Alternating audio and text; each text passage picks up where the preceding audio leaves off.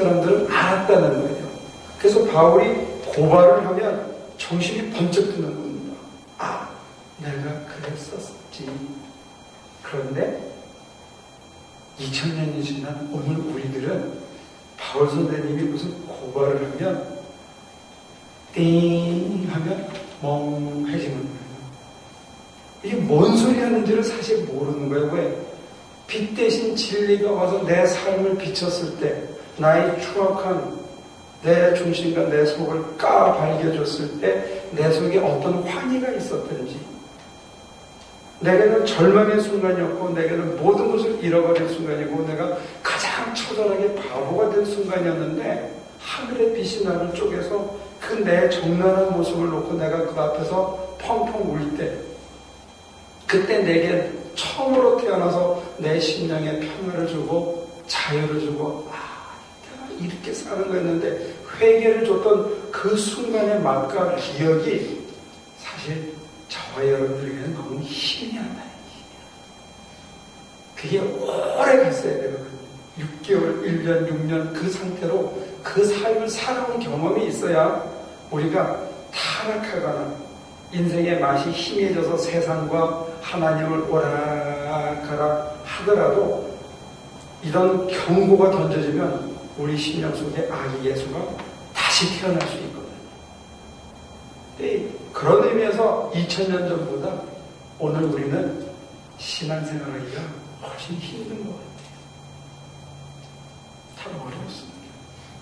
고발을 당해도 이게 뭔 소리인지, 제 선생님이 저한테 열심히 가르쳐주려고 세 분 만났는데 세 분이 막 한 2시간씩 붙잡고 열을 내서 가르치는데 저는 멍하고, 이 멍한 사람이 와서 딩하고 여러분들에게 전하니까 여러분 역시 멍하고, 이게 진짜 진리도 멀고 진리라는 스승도 멀고, 오늘 우리들의 현주소고 우리들의 갈등이 어떡할까요?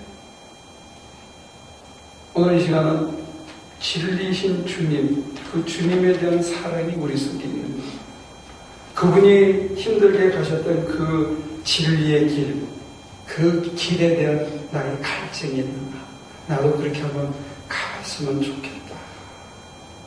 그가 누렸던 그 영성의 세계, 그가 비록 목수로 살았고 밀밭을 가면서 굶주렸기도 하고 무화과 나무가 메마른 걸 보고 승질이 나가지고 확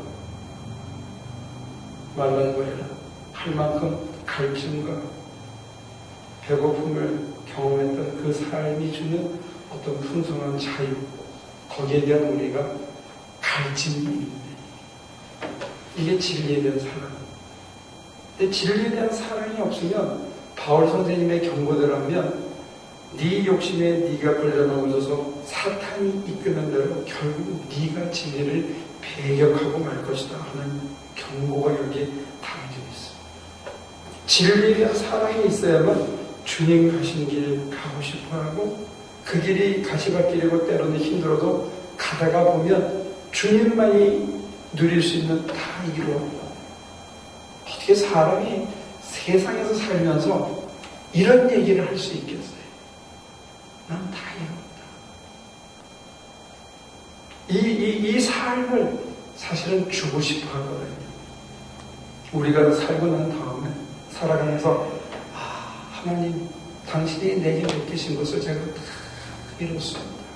그때 오는 그 풍성함과 그 넉넉함과 그 여유로움과 그 자유함을 우리를 주고 싶어 하는데 우리는 그걸 못 누리는 거예요. 이 선물을.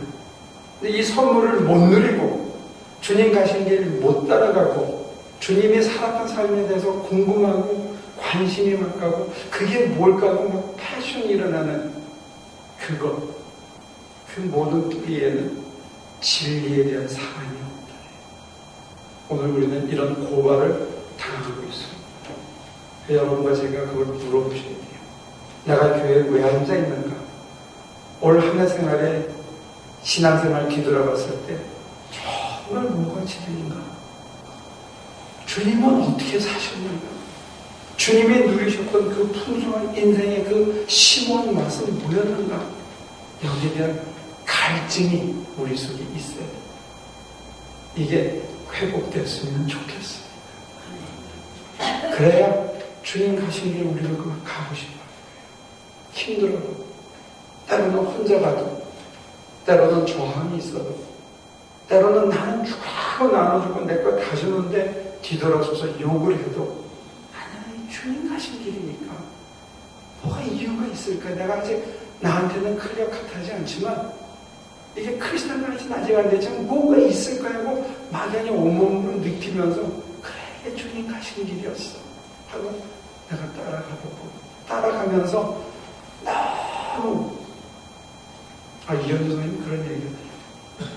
자기가 너무 외로워서 너무 외로워가지고 앉아서 하나님 너무 외롭네요.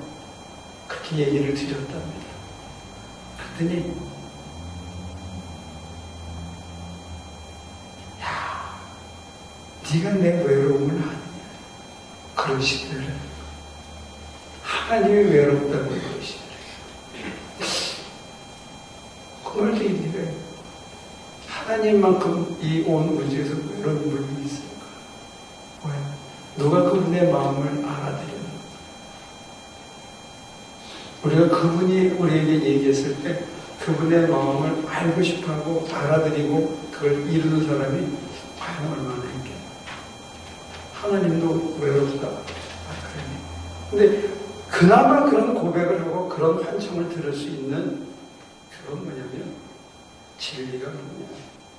어떻게 사는 게 바르게 사는 거고, 어떻게 사는 게 선하게 사는 거고, 어떻게 사는 게 주님 가신 길 제대로 따르는 삶일까라고 이렇게 가다 보면 세상이 줄 수 없는 위로와 세상이 줄 수 없는 평안을 이래서 이랬구나. 그 음성을 들으면서 내가 외로운 건 아무것도 아니구나. 아유, 하나님 죄송합니다. 그리고 더 외로운 사람을 쳐다볼 수 있는 마음의 공간이 생기게 되는 거죠. 이 두 가지가 같이 있어야 우리가 신앙생활을 유지하는 거거든요. 하나는 신비 체험이에요. 이성을 뛰어넘고 내 계산을 뛰어넘는 하나님과 독대서 하나님의 영이 나한테 가르쳐주는 그 풍성한 자유의 세계. 그리고 내가 갈증을 느끼면서 힘들어도 현실에서 무릎을 기면서 손발이 터지면서 어떤 때는 막 뼈마디가 아프면서도 내가 선한 일을 하고 가는 그 패션, 그 어려움, 그 길을 갈 때 하나님께서 우리 심령을 향해서 위로해 주시고 이 세상에 줄 수 없는 기쁨과 평안을 우리의 심령 속에 주신다. 그 모든 것 속에는 우리 속에 진리에 대한 사랑이 있어야 됩니다. 어떻게 사는 게 바로 사는 건가? 이거다. 그렇구나. 하나님이 인도하시면 내 몸이 힘들어도 그걸 해보는 거예요. 하다가 보면 사람들이 욕할 수 있어요. 욕하십시오. 내 무덤에 침을 뱉어라. 그래, 뱉어라. 그럼 가다가 자빠져서 하나님 너무 힘드네요. 그러면 하나님께서 당신의 아들을 내 옆에 다시 보내서 뭐라고 위로하시느냐? 나도 힘들다. 왜? 네가 힘든 그 길을 내가 같이 걸어왔기 때문에 내가 네 옆에서 그 길을 내가 같이 갔으니까 너 힘든 만큼 나도 힘들다. 그러면 우리가 잊지 말아야 될 것은 내가 혼자가 아니라 주님이 함께 하실 뿐만 아니라 우리가 의의 길을 진리의 길을 가면 반드시 하나님께서는 파트너들을 보내주시나요? 동반자들을 보내준다. 혼자가 아니라는 거예요. 그래서 그 위로 속에서 영적인 세속적인 위로를 받으면서 진리의 길을 뚜벅 갈 때 우리 속에서 진리가 재화육되는 은총의 선물, 결실을 얻을 수 있다. 진리가 이 땅에 오셔서 화육하셨거든요. 우리가 그 진리를 사모하고 사랑하면서 힘들어도 버거워도 때때로 분에 넘치는 위로를 받고 분에 넘치는 희열을 맛보고 분에 넘치는 평안을 맛보고 그 길을 가다가 보면 하나님께서 내가 혼자가 아니라는 것을 확실히 보여주기 위해서 피와 살이 통하는 꼬집으면 아픈 그리고 배가 고프면 배고프다고 불평하는, 힘들면 힘들다고 말해주는 살아있는 동역자들을 자기 옆에 같이 보내준다는 사실이에요. 그래서 그 길을 더 갈 수 있도록 예수님에게 12 제자를 보내주고 12 제자에게 바울과 실라를 보내주고 그 바울이 지쳐서 힘들 때 디모데를 보내주고 이런 식으로 하나님은 당신 옆에 사람을 붙여서 그 길을 끝까지 가죠. 이렇게 눈에 보이게 하는 거죠. 근데 그 정도 되면 디모데 눈에 바울은 어떻게 보이느냐? 현현하신 예수가 저 속에 살아 움직이고 있다.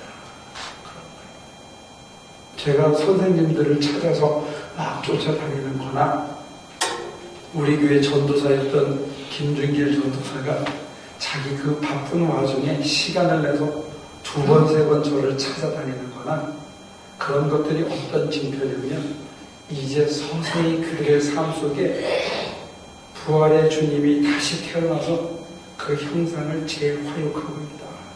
다시 그들의 모습이 그들의 언행 속에서 조금씩 드러나고 있기 때문에 진리의 갈증을 느끼는 사람들이 그 사람을 찾아가는 거죠. 이제 여러분들도 계속 이 길을 가시면 누군가가 찾아올 겁니다. 뭐 때문에? 돈 빌려달라고 찾아오는 게 아니고 뭐 때문에 여러분들을 찾아오느냐? 어떻게 하는 게 바른 신앙생활입니까? 어떻게 해야 내가 예수를 제대로 믿을 수 있습니까? 어떻게 해야 내가 예수님과 하나가 될 수 있습니까? 어떻게 해야 내가 정말 사람답게 믿음의 길을 갈 수 있습니까? 하고 물어보는 사람들이 여러분들에게 찾아올 줄로 믿습니다. 그리고 그 길을 더 가다 보면 물어보는 사람뿐만이 아니라 나도 같이 당신이 믿는 예수를 나도 믿고 싶습니다 하는 사람들이 찾아올 줄로 믿습니다. 그때 여러분들이 스스로, 제가 스스로 놀라게 되는 건 뭐냐면 웬일이지? 내 안에 주님을 사랑하는, 주님 가신 길, 그 진리의 길을 사랑하고 사모하는 그 마음이 언제부터 생겼지? 더불어 또 한 가지 놀라는 거는 여러분과 제가 태어나서 처음으로 사람의 영혼에 대해서 관심을 가지고 사람을 사랑하기 시작했다는 거예요. 옛날에는 사람이 다른 이유에서 사랑했는데 그때쯤 되면 사람의 영혼 자체를 사랑하는, 사람을 사랑하게 되는 그런 사람들로 저와 여러분들이 변해 있다는 거예요.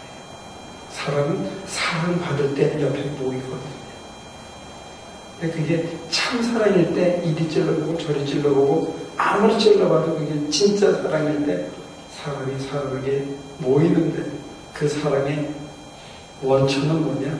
진리를 향한 사랑이고 그 진리를 사랑하는 사람 속에 진리이신 주님이 거하기 시작해요. 그래서 내가 사랑한 것 같은데 사실은 내가 사랑한 게 아니고 내 선생님들이 나를 사랑한 것 같은데 그 선생님이 나를 사랑한 게 아니고 그 선생님 안에 계신 예수께서 나를, 그리스도께서 나를 먼저 사랑하사 그 향기에 취해서 5,000마일을 나아가고 그 향기를 쫙 빨아들여서 그 얼굴을 보고 반가운데 그들이 진짜 전해주는 거는 자기가 아니라 자기 안에 임하셨던 하나님의 은혜와 하나님의 선하심과 하나님의 의로우심을 그걸 빨아들일 때 그래 내가 이렇게 살아야 되겠구나 하는 결심을 하게 된다는 사실이에요. 어때요? 여러분들 돈 없어도 사실 불편은 해요. 그러나 돈 없다고 죽지는 잘 안 죽어요.